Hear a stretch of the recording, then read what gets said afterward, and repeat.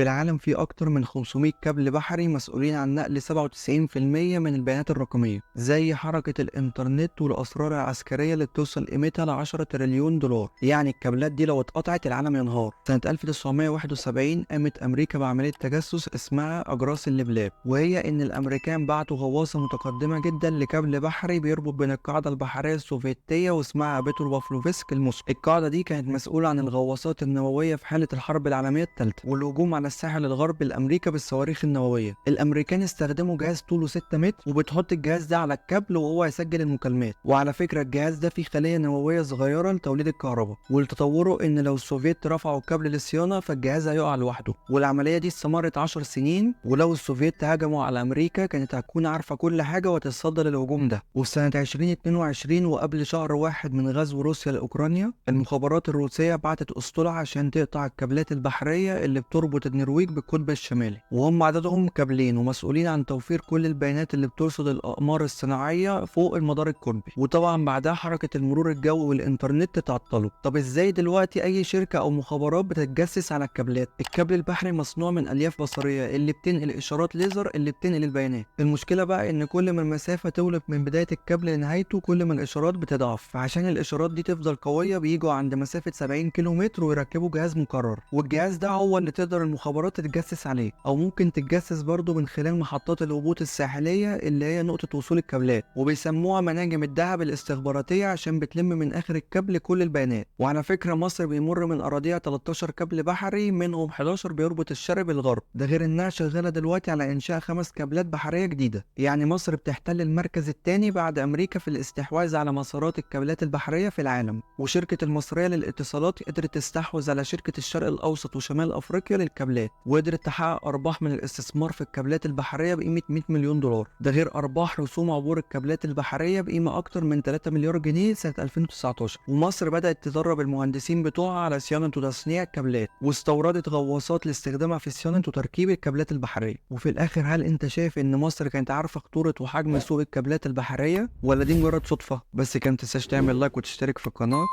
سلام.